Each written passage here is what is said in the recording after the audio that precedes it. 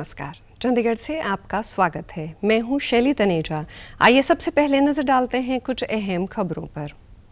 राष्ट्र मना रहा है आज संविधान दिवस। संसद के केंद्रीय कक्ष में इस अवसर पर हुए मुख्य समारोह। केंद्रीय स्वास्थ्य मंत्रालय ने कोविड के नए वेरिएंट प्रति राज्यों को किया सतर्क। और हरियाणा विधानसभा का शीतकालीन सत्र आगामी 17 दिसंबर से होगा शुरू। अब समाचार विस्तार से। राष्ट्रपति रामनाथ कोविंद ने कहा कि संविधान सभी भारतीयों को आपस में जोड़ता है। उन्होंने आज भारत के संविधान की प्रस्तावना को पढ़ने में देश का नेतृत्व किया। राष्ट्रपति संसद के केंद्रीय कक्ष में संविधान दिवस के अवसर पर संबोधित कर रहे थे।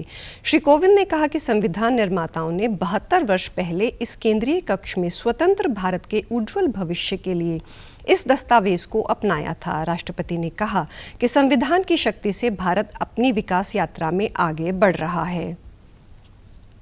भारत के लोगों ने लोकतांत्रिक विकास की एक ऐसी अद्भुत गाथा लिख दी जिसने समूची दुनिया को विस्मित कर दिया।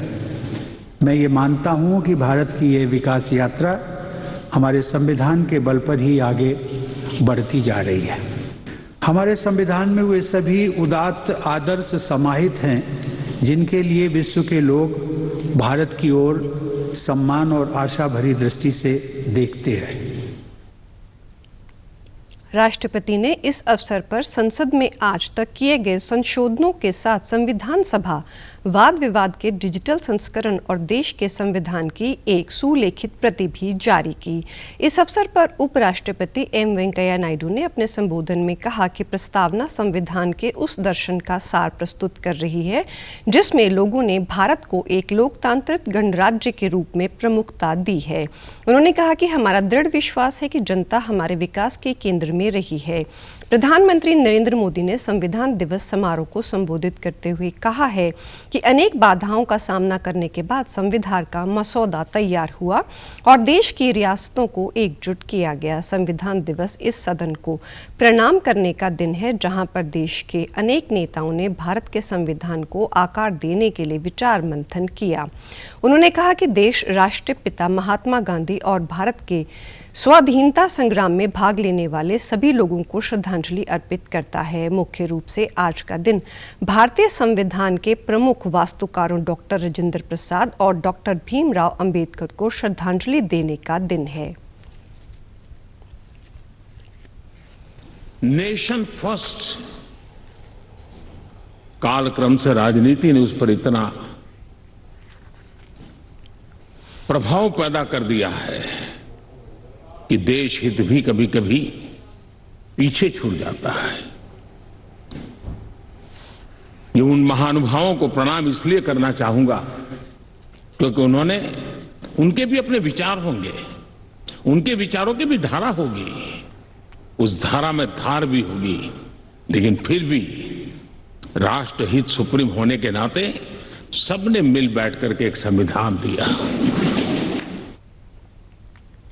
स्वतंत्रता आंदोलन में बलिदान देने वाले सभी लोगों को प्रधानमंत्री ने नमन किया। उन्होंने कहा कि संविधान विविधता भरे हुए इस देश को एक सूत्र में बांधता है। श्री मोदी ने जोर देकर कहा कि आने वाली पीढ़ियों को प्रेरित करने और उनके प्रश्नों के उत्तर देने के लिए संविधान दिवस हर वर्ष मनाया जाना चाहिए।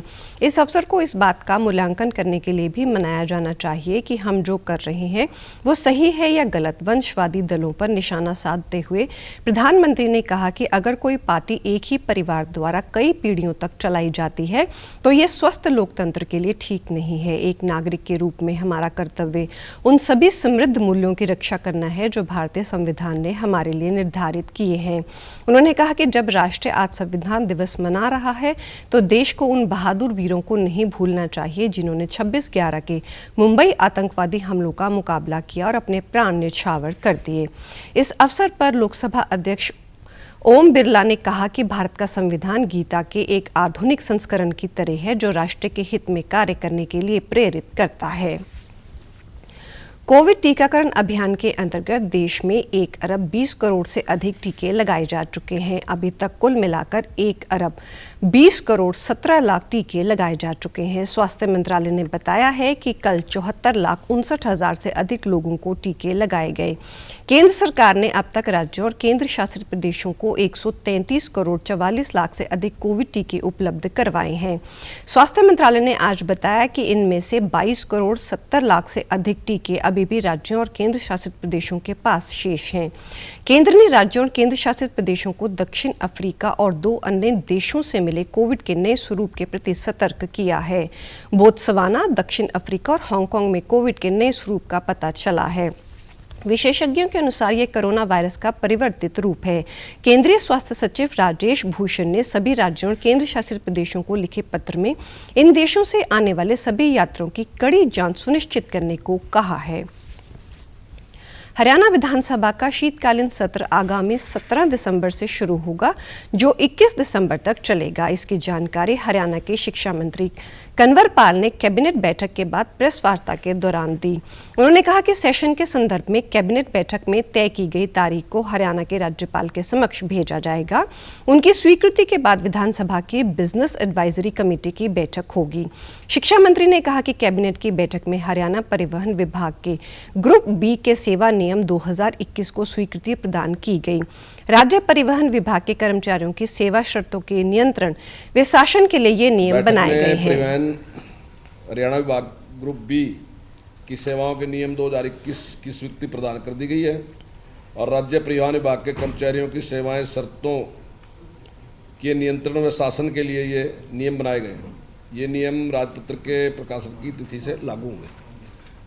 तो ये निर्णय लिया गया। बाकी जो मुख्य रूप से जो निर्णय है वो सेशन का ही निर्णय था।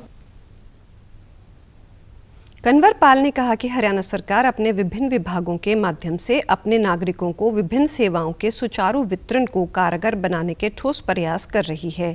मंत्रिमंडल की बैठक में national institute for smart government और राज्य सरकार के बीच एक समझौता ज्ञापन पर हस्ताक्षर करने के प्रस्ताव को स्वीकृति प्रदान की गई, ताकि सार्वजनिक और निजी क्षेत्र से अनुभव और विशेषज्ञता प्राप्त कर इन हाउस क्षमताओं में वृद्धि और सुधार किया जा सके।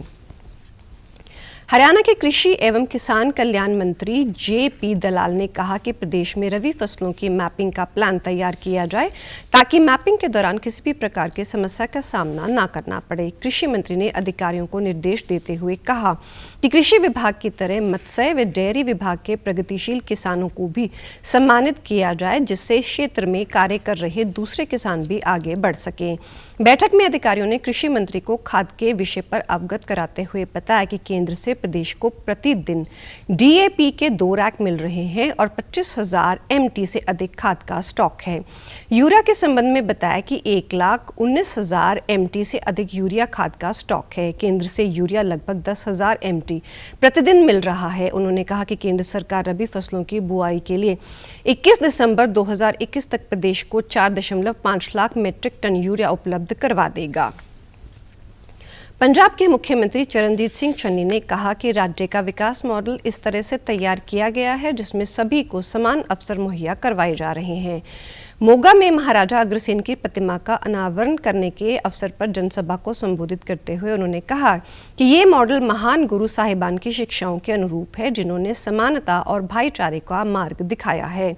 मुख्यमंत्री ने कहा कि ये मॉडल राज्य की प्रगति और लोगों की खुशहाली के लिए लागू किया जा रहा है। पंजाब सरकार ने लोगों के कल्याण के लिए महत्वपूर्ण पहल की है और सरकार लोक कल्याण के लिए प्रतिबद्ध है तथा इसके लिए फंड की कोई कमी नहीं है। चन्नी ने कहा कि फंड लोगों के लिए है और सरकार इसको लोगों पर ही खर्च करेगी। मुख्यमंत्री ने विधानसभा हल्का गुरु हर सहाय के लोगों को लंबित मांग पूरी करते हुए पंजे के उताड़ को सब तहसील बनाने की घोषणा की है और गुरु हर सहाय इलाके के विकास के लिए 10 करोड़ रुपए देने की घोषणा भी की है। भारतीय जनता पार्टी द्वारा मेरा चंडीगढ़ मेरा सुझाव अभियान की शुरुआत की गई है। चंडीगढ़ में हुई एक प्रेस कॉन्फ्रेंस के दौरान सांसद किरण खेर ने इस अभियान को वर्चुअल तौर पर शुरू किया। प्रेस कॉन्फ्रेंस को संबोधित करते हुए भाजपा के प्रदेश अध्यक्ष अरुण सूद ने कहा कि पार्टी के केंद्रीय नेतृत्व, स्थानीय भाजपा नेतृत्व, सांसद, मेयर तथा सभी पार्षदों ने चंडीगढ़ को विकास और सुशासन के मार्ग पर आगे ले जाने का कार्य किया है। तो लगातार हमने विकास को गति दी और वो विकास के एजेंडे को लेकर ही हम चुनाव में जा रहे हैं। उस विकास के एजेंडे को हम लोग सिर्फ मुंह जुबानी नहीं बोल रहे हैं। मैंने पहले भी कहा था कि जितने भी बड़े प्रोजेक्ट्स, लगभग 50 के करीब बड़े प्रोजेक्ट्स जो चंडीगढ़ भाजपा शासित चंडीगढ़ नगर निगम में पिछले 6 सालों में विकास के काम हुए और 7 साल में हमारे मेंबर पार्लियामेंट किरण खेर जी की रहनुमाई में जो प्रशासन द्वारा काम हुए, उन सबको एक बुकलेट के शेप में हम लोग जो है वो जनता के बीच में अपने रिपोर्ट कार्ड के रूप में रखने जा रहे हैं। अरुण सूद ने कहा कि चंडीगढ़ की जनता के अनवरत समर्थन के कारण ही ये विकास यात्रा संभव हो पाई है। लोकतंत्र और विकास की इस मुहिम को जारी रखने के लिए भाजपा पूरे प्रदेश और शहर की जनता के पास जाकर इस प्रक्रिया में उनकी भागीदारी सुनिश्चित करना चाहती है। उन्होंने कहा कि भाजपा चंडीगढ़ को आने वाले 5 सालों में देश का नंबर 1 शहर बनाने के साथ साथ एक विश्व स्तर का शहर बनाने के विचार रखती है और इसी का रोड मैप बनाने के लिए पार्टी द्वारा चंडीगढ़ का सबसे बड़ा जन भागीदारी अभियान मेरा चंडीगढ़ मेरा सुझाव शुरू किया जा रहा है। उन्होंने कहा कि इस अभियान के जरिए कोशिश रहेगी कि चंडीगढ़ की जनता से सीधा संवाद हो सके। कोरोना वायरस का खतरा अभी टला नहीं है, इसलिए सभी से निवेदन है कि बाहर जाने के समय मास्क जरूर पहनें, सामाजिक दूरी बनाए रखें, बार बार अपने हाथ साबुन से धोएं और सैनिटाइजर का इस्तेमाल करें। वैश्विक महामारी कोविड-19 जिसका कहर संपूर्ण मानव जाति को अपनी आगोश में ले चुका है। कोरोना संक्रमण से बचाव के लिए मास्क पहनने के साथ ही जरूरी है मास्क को सही तरीके से पहनना। बहुत से लोग मास्क से नाक और मुंह को सही तरीके से नहीं ढकते हैं, जिससे संक्रमण का खतरा बना रहता है। बिना मास्क या फेस कवर के घर से बाहर निकलने की अभी कल्पना करना भी सही नहीं है। Mask up India.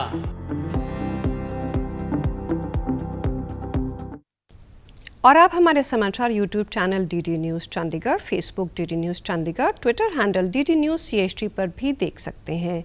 इसी के साथ चंडीगढ़ से समाचारों का सिलसिला समाप्त होता है। अब मैं स्टूडियो से बाहर जा रही हूं तो मैं अपना मास्क पहन रही हूं। आप भी घर से बाहर जाएं तो मास्क जरूर पहनें। नमस्कार।